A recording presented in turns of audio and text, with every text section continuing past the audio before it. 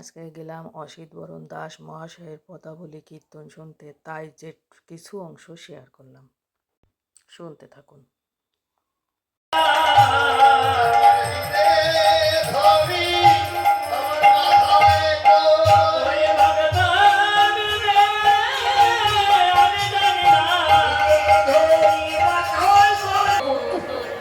পঞ্চকল্প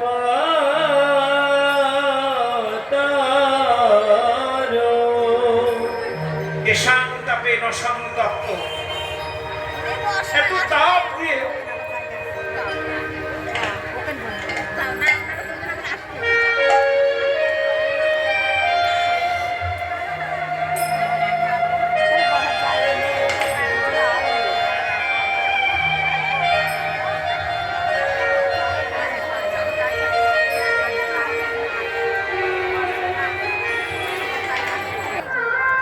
তেমনি চৈত্রী বৈশাখের দাবদাহ খরায় প্রচন্ড সূর্যের তাপে তা শুকিয়ে যায়, কিন্তু কৃষ্ণ কালো মেঘের বর্ষায়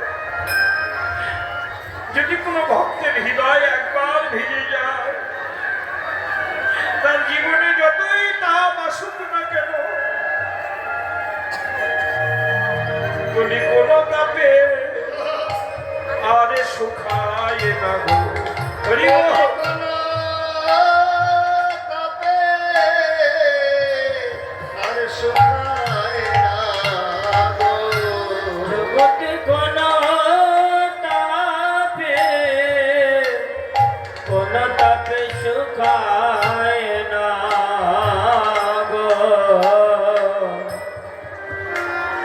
একবার কৃষ্ণ কালো মেঘে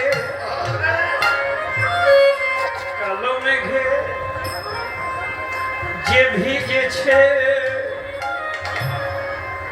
তার জীবনে যতই তাপ আসুক না কেন, ওই কৃষ্ণ কালো মেঘে ভিজেছে, তার জীবনে যতই তাপ আসুক না কেন, কৃষ্ণ কালো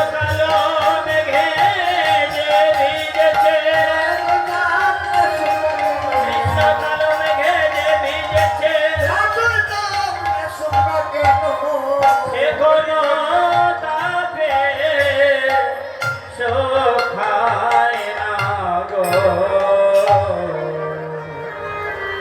তাই এখানে বৈষ্ণব কবি বলছেন, আমি গোবিন্দকে কালো মেঘের সঙ্গে তুলনা করেছি বলে তোমরা ভেবো না এই জগতের কালো মেঘ না। বয়সে কিশোর মোহন ভাতি বদন ইন্দু জলদ থাকি, বয়সে কিশোর মোহন ভাতি বদন ইন্দু জলদ থাকি। আবার চারু চন্দ্রী, চারু মানে অতি সুন্দর, চারু কথার অর্থ হলো, বাংলা ভাষা খুব কঠিন, বুঝেছেন? এসব অর্থ না বলে দিলে আমরা পদাবলী কিছুই বুঝবো না, এই জন্য পদের পদার্থ জানতে হয়। হ্যাঁ, চারু, চারু মানে অতি সুন্দর। চারু চন্দ্রী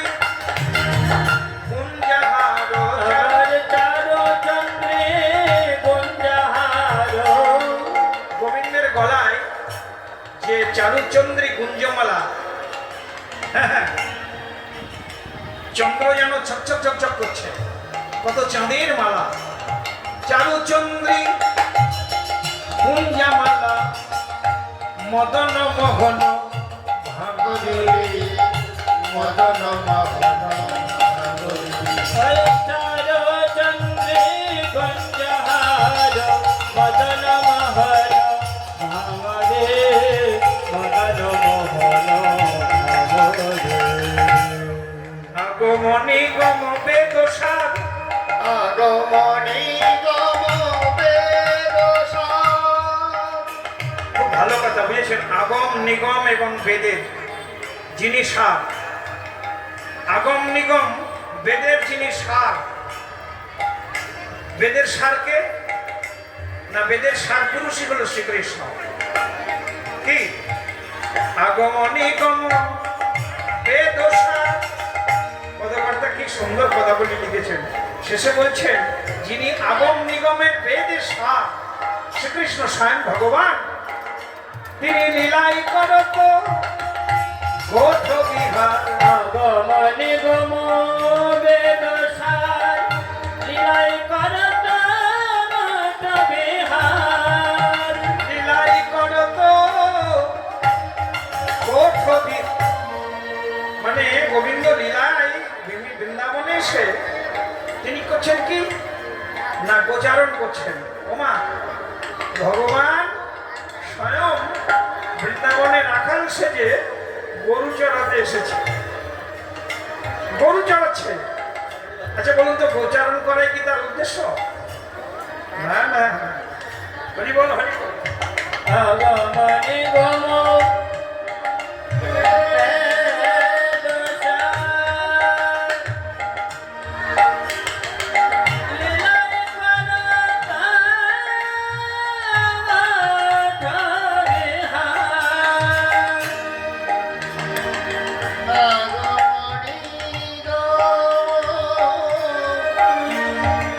বেদ সার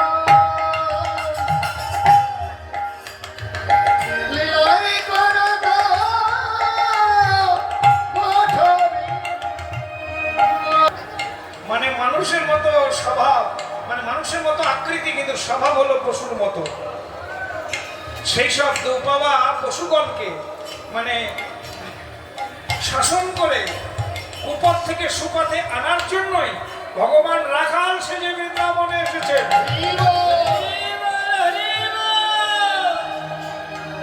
যিনি আগম নিগমের সার, যিনি বেদের সার, তিনি আজ বৃন্দাবনে গোষ্ঠ গোচারণ করছেন গো। এটাই আমাদের কাছে সৌভাগ্যের বিষয় যে ভগবানকে আমরা রাখাল রূপে বৃন্দাবনে পেয়েছি, তাই না? তাই সেই রাখাল রাজা গোবিন্দকে নিবেদন করছেন পদকর্তা। কে সে? এই পদকর্তার নামটা শুনলে আবার চমকে যাবেন না। এই পদকর্তা কিন্তু আমাদের হিন্দু নয়, বুঝেছেন? যার পদাবলী এতক্ষণ ধরে গাইছি তিনি কিন্তু একজন মুসলিম। যদি বলেন হ্যাঁ মুসলমান, নামটা শুনলে বুঝবেন। নাছির মামুদ করত গিয়াস,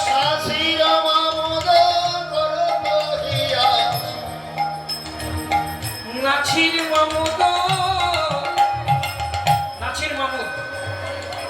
এই পদকর্তার বাস কোথায় জানেন? আমাদের মালদা।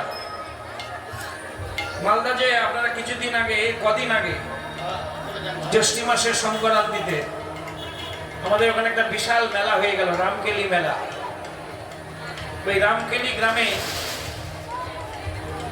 আমাদের বাংলার যিনি শাসনকর্তা ছিলেন একদিন, কে জানেন? হোসেন শাহ, গৌড়ের বাদশাহ। গৌড়ের মধ্যে আপনাদের নদিয়াও পড়ে, মুর্শিদাবাদ, নদিয়া, বীরভূম, বর্ধমান, এমন আমাদের উত্তর দক্ষিণ দিনাজপুর, দার্জিলিং, জলপাইগুড়ি, এই কয়েকটা জেলা নিয়ে বলা হয় গৌড়। ভালো করে শুনুন, এই গৌড়ের বাদশাহ ছিলেন হোসেন শাহ। তারই একজন বিশ্বস্ত কর্মচারী ছিলেন এই নাছির মামুদ। কদিন আগে যে রামকেলি মেলা গেল সেটা ছেড়ে জানেন? মহাপ্রভুর শুভাগমন হয়েছিল রামকেলিতে। কেন না? রূপ সনাতনকে সাক্ষাৎ করার জন্য। রূপ সনাতন চিঠি লিখতেন তো মহাপ্রভুর কাছে, খুব বিনীতভাবে চিঠি লিখতেন। আর সেই বিনীত চিঠি পেয়ে মহাপ্রভু বৃন্দাবন যাবার ছল করে ওই রামকেলি গ্রামে এসেছিলেন। তো রামকেলি গ্রামে যখন এসেছিলেন, সমস্ত মানে হিন্দু মুসলমান সবার কাছে একটা বিশেষ সংবাদ চলে গেল যে একজন সন্ন্যাসী এসেছে হিন্দুদের, তার চোখ জোড়ানো, নয়ন জোড়ানো রূপ দেখলেই পরম শান্তি লাভ হয়। এই কথাটা চারিদিকে রাষ্ট্র হয়ে গেল। এখন এই নাছির মামুদ মুসলমান হলেও এই হিন্দুদের এই সন্ন্যাসীকে দেখার জন্য খুব অভিলাষ হলো। তা দেখবো কি করে তাদের মুসলমান সমাজ? হ্যাঁ, তাই নাছির মামুদ খুব গভীর রাত্রিবেলা চুপি চুপি গিয়েছিলেন মহাপ্রভুকে চুরি করে দেখার জন্য। একটা ছোট্ট জানালা ছিল তো, ওই ছোট্ট জানালার দিকে নাচির মামুদ বলছে উকি মেরে দেখ, ঘরের মধ্যে আছে মহাপ্রভু, তা উকি মেরে দেখবো, মানে নাচির মামুদের ইচ্ছা ছিল আমি দেখবো, আমাকে যেন না দেখো। কিন্তু নাচির বুঝি জানে না মহাপ্রভু আগে থেকেই জানলার দিকে নয়ন দিয়ে আছে, দৃষ্টি দিয়ে আছে। যেই না নাচির মামুদ উকি মেরেছেন, সঙ্গে সঙ্গে নাচির চোখের সঙ্গে মহাপ্রভুর চোখে দৃষ্টি একেবারে মিলন।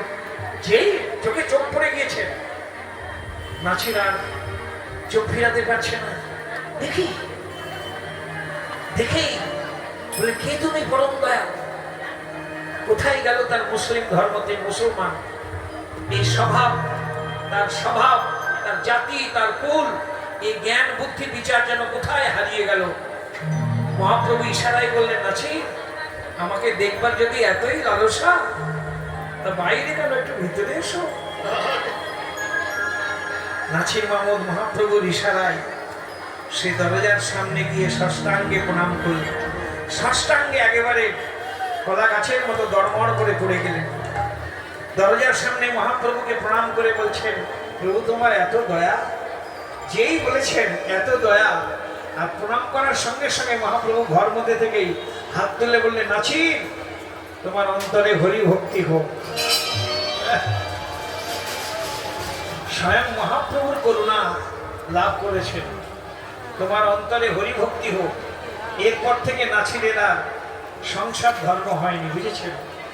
অনেক চেষ্টা করেছেন হোসেন শাহ তাকে বেঁধে রাখার জন্য, কিন্তু কোনো বাঁধনেই তাকে বাঁধা যায়নি। শেষে মহাপ্রভুর সঙ্গে বৃন্দাবন চলে গেলেন এই নাচির। আজকের মতো এখানে শেষ করলাম, আবার দেখা হবে পরবর্তী ভিডিওতে। Tata, bye bye. Shriram Sudam মেলে তপন তনয়া তটে কেলি। শ্রীরাম আগে পদাবলী গাইছে কিরকম, বর্ণনা একটু বুঝে নিতে হবে। কোথায় গোবিন্দ খেলা করছেন? তপন তনয়া তটে কেলি। এখন বুঝতে হবে তপন কে, কি গো? হ্যাঁ, তপনকে চেনেন? হ্যাঁ চিনি, মারা গেছে। হ্যাঁ, হ্যাঁ, ওই তপনদার ছেলে। আমার বন্ধুগণ নয়, যিনি সাধনাচিত ধামে গমন করেছেন গো। যদিও তপনদার এখানে চিত্রপটটা রাখা হয়েছে, কিন্তু ওই দিকে তাকাতে পারছি না, আমি দেখতে পাচ্ছি না। আমার খুব অন্তরঙ্গ বন্ধু ছিল কীর্তন জগতে, এবং আপনাদের এই চন্দননগরের একজন কি বলবো সুনাম, যিনি খ্যাতনামা শিল্পী ছিলেন আমাদের সমস্ত নদিয়ার মুখে। তা আজকে আমি জানেন তাকে হারিয়ে ফেলে যেন মণিহারা ফণি হয়েছে। এই অসিত বরণকে নিয়ে এসেছিলেন এই তপন দেবনাথ, আমার হাত ধরে এই নবদ্বীপে এনেছিলেন, নদিয়াতে এনেছিলেন তপন দেবনাথ, আপনাদের পরিচয় করার জন্য। মালদাতে এক জায়গায় অনুষ্ঠান করছিলাম, মালদায়। কি জানি কি হলো, আমার সঙ্গে একটা ভাব প্রেম বিনিময় হয়ে গেল। হাত ধরে নিয়ে এলেন, অসিত তুমি আমার নদিয়াতে চলো। তাই আপনাদের পরিচিতি যিনি করালেন, আজ তিনি আমার সঙ্গ ছেড়ে চলে গিয়েছেন। জানেন এসব অনুষ্ঠানে আসলে আমার এদিকে আসলেই যেন তার কথা স্মরণ হয়। তাই যেখানে থাক সুখে থাক, শান্তিতে থাক, ভজনের যা কৃষ্ণ ভজনের দেহ পেয়ে তিনি গোবিন্দ ভজনের প্রবৃত্ত হোক, এটাই ভক্ত বৈষ্ণবের কাছে, ভক্তিমতী মায়েদের কাছে প্রার্থনা করি। একটু তার নামে সবাই একটু ধ্বনি জয়ধ্বনি করুন। এখানে পদাবলিতে আমরা গাইছি, গোবিন্দ কোথায় রাখাল বালকের সঙ্গে খেলা করছে না, তপন তনয়া তটে কেলি। কেলি মানে খেলা। কোথায় খেলা করছেন? তপন তনয়া তটে। তপন মানে সূর্য, আর তনয়া মানে কন্যা। তা সূর্যের কন্যাকে জানেন তো? মানে জানেন না? হ্যাঁ, সূর্যের কন্যার নাম কি? যমুনা। হ্যাঁ, আচ্ছা সূর্যের ছেলের নাম জানেন? এটা বাবা ভয়ঙ্কর নাম। সূর্যের ছেলের নাম হলো যম। সূর্যের ছেলের নাম যম আর মেয়ের নাম যমুনা। মানে যম আর যমুনা এসব মিলিয়ে রেখেছে আর কি। আপনারাও রাখেন না? এই জগতে অনেক মায়েরাও ছেলে মেয়ের নাম মিলিয়ে রাখে। কি রাখেন তো? ছেলের নাম কি? শ্যামল। তারপরে মেয়ে হয়েছে, তাহলে মেয়ের নাম কি হবে মিলিয়ে? শ্যামলী। হ্যাঁ হ্যাঁ ঠিক। ছেলের নাম মাধব, তারপরে মেয়ে হয়েছে, তাহলে মেয়ের নাম কি হবে?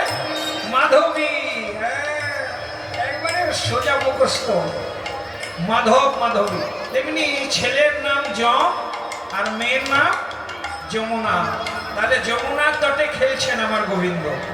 তাই এখানে পদাবলিতে পদকর্তা লিখছেন শ্রী শ্রীদাম সুদাম মেলি তপন তনয়া তটে কেলি।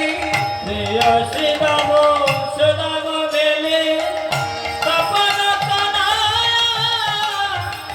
তটে খেলে। আবার ধবলি সমলি আউরি আউরি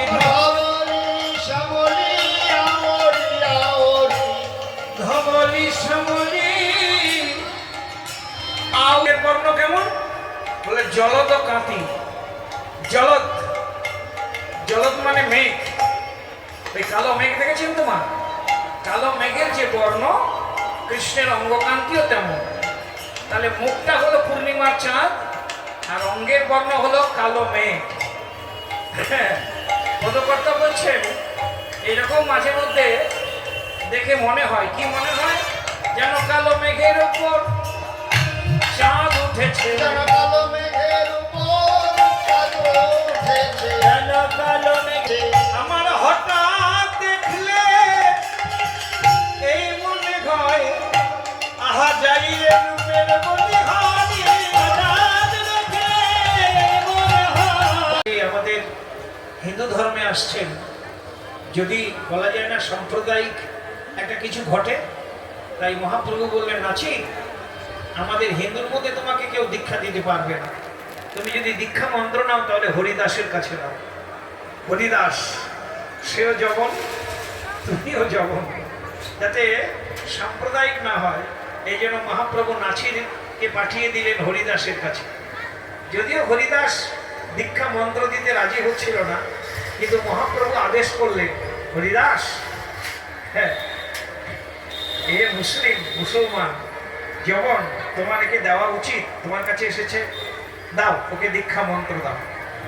এই হরিদাসের কাছে দীক্ষা মন্ত্র নিয়ে এই বৃন্দাবনে বসে এই পদখানি রচনা করেছিলেন নাছির মামুদ। খুব সুন্দর। দেখুন এই নাছির মামুদ তার নামটা পাল্টায়নি।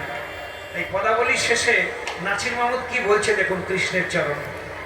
নাছির মামুদ করত গিয়াস, নাছির মামুদ করত হিয়াস। নাছির মামুদ করত হি আস।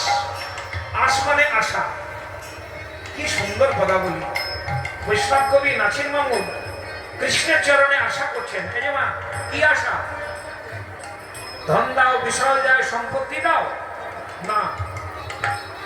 নাছির মামুদ করত গিয়াস ওই চরণে শরণ দানবী, চরণে শরণ দানবী। ওই নাছির মামুদ করত হিয়াস। চরণে শরণ ধনরে চরণে শরণ ধনরে। কি অপূর্ব কথা বলেছেন নাছির মামুদ। গোষ্ঠবিহারী গোবিন্দের চরণে নিবেদন করে বলছে, হে গিরিধারী, হে গোষ্ঠবিহারী, হে রাখাল রাজা গোবিন্দ, তোমার কাছে আমার আর কিছু চাইবার নাই। আমি যেন দিনান্তে একবার হলেও তোমার ওই চরণ শরণ করিতে পারি। প্রভু গো তোমার চরণ শরণ করিতে পারে। তোমার ওই অভয় চরণে, অভয় চরণে আমায় শরণ দিও, আমি যেন শরণ করিতে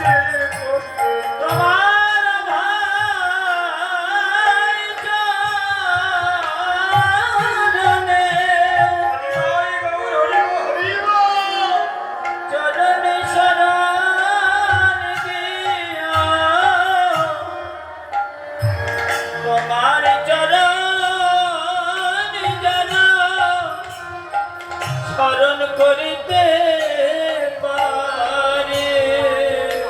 তোমার ওই অভয় চরণে আমায় শরণ দিও।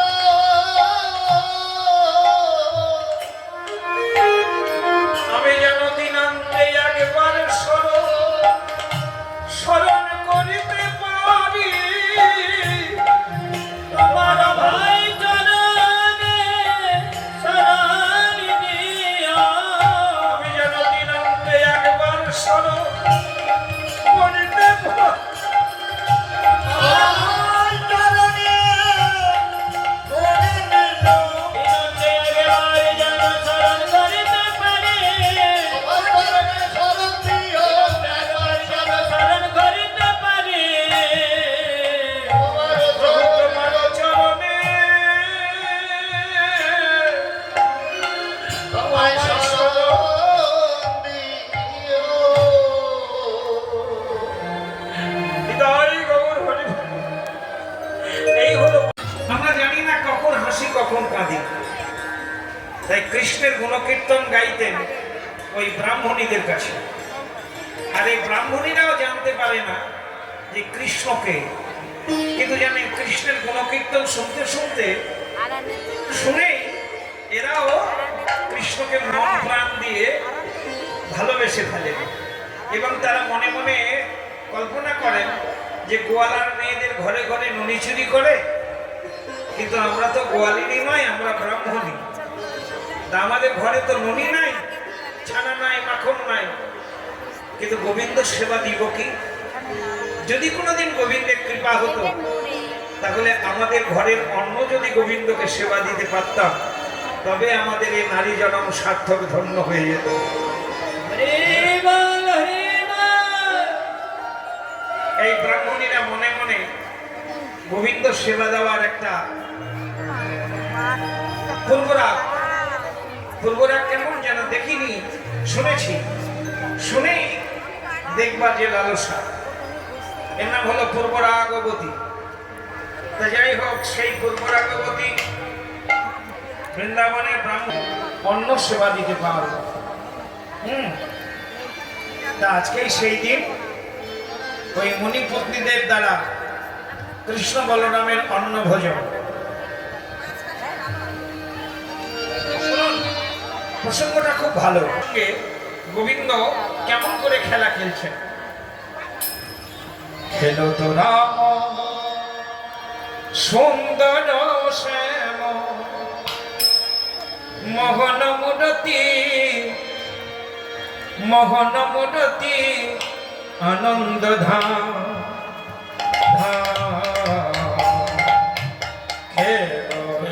রাম সুন্দর শ্যাম মোহন মুরতি আনন্দ ধাম।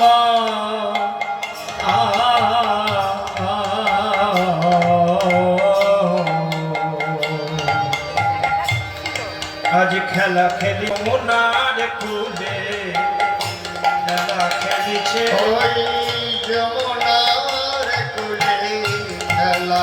ওই রাখালো বালক শোনে যমুনার কুলে খেলা খেলিছে ওই রাখালো বালক সঙ্গে যমুনার কোলে খেলা খেলিছে।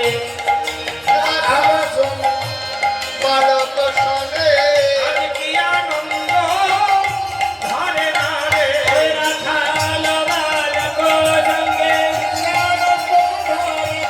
রাখালো বালক সঙ্গে যমুনার কোলে খেলা খেলিছে।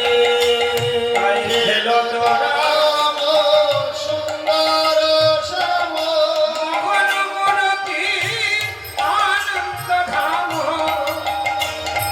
খেলো তো রাম সুন্দর শ্যাম মোহন মুরতি আনন্দ ধাম।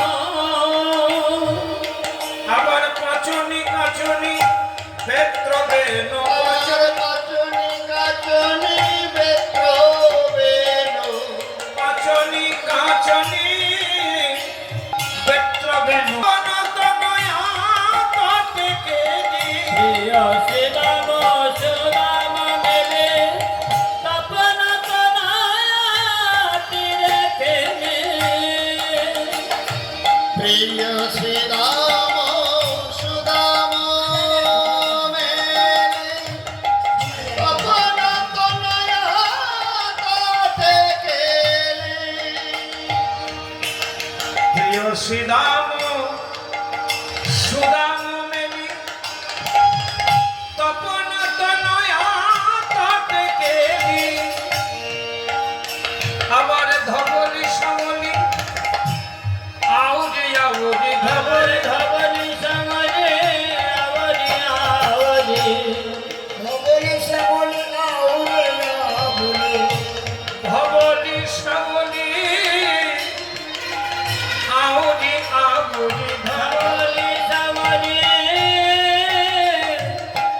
আওরি আওরি ফুকারি চলত কানবে ফুকারি চলত কানবে ওই ধবলি সমরে আওরি আওরি ফুকারি চলত কানরে ফুকারি চলত কানরে বয়সে কিশোর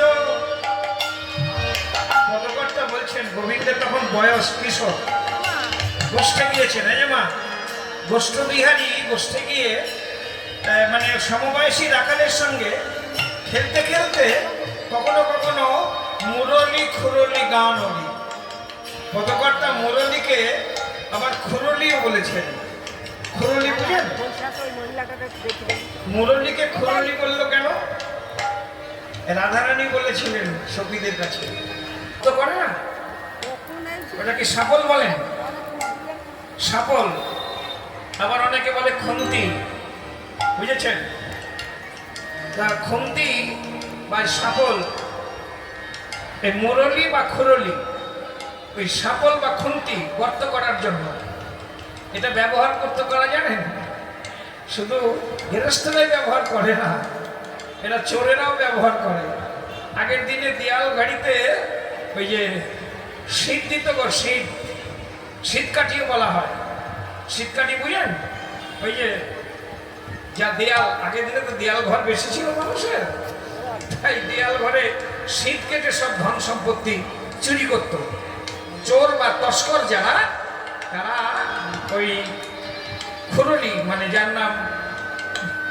শীতকাঠি ওটা ব্যবহার করতেন তা রাধারানী কেন বলছে মুরলীকে না চোরের যেমন চুরি করার ওই শীত দিয়ে সব ধন সম্পত্তি চুরি করে তেমনি জানিস আমার গোবিন্দের এই মুরলী এই কর্ণধর যায় শীত দিয়ে আমার যত কুলো মান ধন জন যৌবন সব ধন চুরি করে দিয়েছে ওই চোর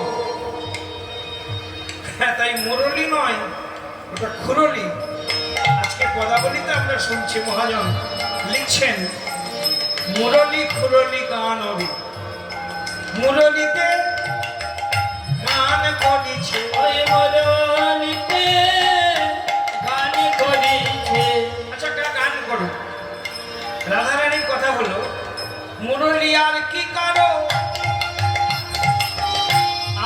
কারো নাম জানে না মুরলীতে গান করিছে আরে আরে কে কারো নামে জানে না এই অভাগিনী নাম বিনা বসিয়ারি কারো নামে জানে না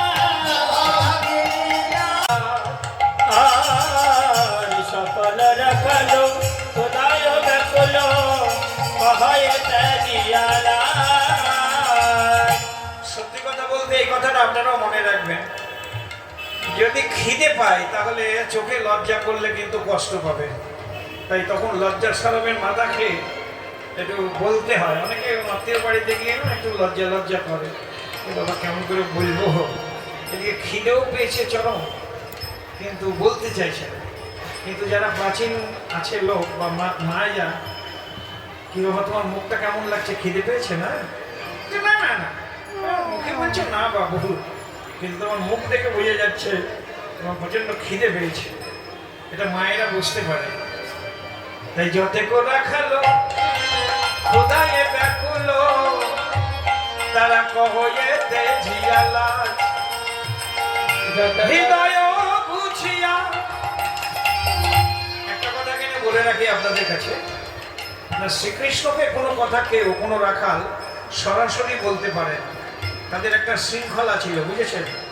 এই যে মায়েরা, শৃঙ্খলা মানে কি জানেন? ইংরেজিতে বলে ডিসিপ্লিন। শৃঙ্খলা কেমন শৃঙ্খলা? না কোনো কথা কোনো রাখাল সরাসরি কৃষ্ণকে বলতে পারবে না। কোনো কথা কৃষ্ণকে বলার আগে সেটা শ্রীরামকে বলতে হবে। শ্রীরাম যদি সেটা বলার যোগ্য বিবেচনা করে, সে যদি বলার কোনো হ্যাঁ করে তাহলে বলতে পারে, আর নইলে বলা হবে। এটা হলো শ্রীরাম আর ম্যানেজার আর কি। কৃষ্ণকে কোনো কথা বলা চলবে না। রাখাদের খিদে পেয়েছে, এখন সুবল বলছে এই শ্রীরাম বলবো নাকি বলবো নাকি খিদে পেয়েছে, বলবো নাকি? খিদে পেয়েছে বলবো নাকি? শ্রীরাম বলছে দাঁড়া দাঁড়া দাঁড়া, একটু বিচার করি। খিদে তো আমারও পেয়েছে, সকলেরই পেয়েছে, বুঝতে পারছি। কিন্তু রাখাল রাজা গোবিন্দকে যে বলবি রে, কানাইকে যে বলবি, বনের মধ্যে খিদের কথা বলা মানে একটা বিভ্রান্ত করা। কারণ এটা তো হাট বাজার নয়, শহরও নয় যে খিদে পেলেই কিছু কিনে দেবে কি মিলিয়ে দেবে। এটা গ্রাম নয়, গরু চড়াতে এসেছি, বন। এই বনের মধ্যে খিদে পেলেই বা না। আমার মন বলছে কষ্ট পেলে আমরা পাই, আমাদের কষ্টের কথা কৃষ্ণকে বলে কৃষ্ণকে কষ্ট দেওয়াটা, কারণ কৃষ্ণ আমাদের প্রাণ দিয়ে ভালোবাসে। শ্রীরাম বলছে কথাটা বোঝ সুবল, কৃষ্ণ আমাদের প্রাণ দিয়ে ভালোবাসে। যদি আমাদের কষ্টের কথা তাকে বলি, তাহলে সে যদি আমাদের সেই কষ্ট লাঘব না করতে পারে, তাহলে সে কষ্ট পাবে। তাহলে কৃষ্ণকে কষ্ট দেওয়া আমাদের সমুচিত নয়, না বলা হবে না। কিন্তু সুবল বলছে তুই যে বলছিস কৃষ্ণকে বলা হবে না, কারণ কৃষ্ণকে কষ্টের কথা বলি, কৃষ্ণকে কষ্ট দেওয়া উচিত হবে না। এটা তোর মত হতে পারে, কিন্তু আমার মত কি বলছে জানিস? না বনে এসে আমরা কষ্টে থাকি আর দুঃখে থাকি আর সুখে থাকি, আমাদের কানাই বিনে কে বা আছে? আমাদের কানাই বিনে আর কে বা আছে? শ্রীরাম রে আমাদের কানাই বিনে বান্ধ কে বা আছে? আমরা কার কাছে আমরা জানাইব অন্তরের কথা, প্রাণের ব্যথা, আমরা কার কাছে জানাইব আমরা কার কাছে জানাইব। বিদায় গৌর হরিব। এবং আরো রাখালগণ তারা গিয়ে বসলেন। আচ্ছা, বংশীবটের ছায়ায় বসেছেন কেন? ওমা, ছায়ায় বসার কারণ হলো অনেক রোদ্রের তাপ তো, কি বলেন? আজকাল যা রোদ্রের তাপ হচ্ছে, তাই না? তাই বট গাছের ছায়া বড় মায়াময় তো, তাই রাখালগণ সহ শ্রী গোবিন্দ ওই বংশীবটের ছায়ায় বসেছেন। কি গো মা, বট গাছের ছায়া আগের দিনে দেখেন না, রাস্তার ধারে সব বড় বড় বট গাছ লাগানো হতো। বট গাছ থাকতো কেন না, আগের দিনে মানুষ তো এত গাড়ি ঘোড়া যানবাহন তখন ছিল না, রাস্তাও কাঁচা।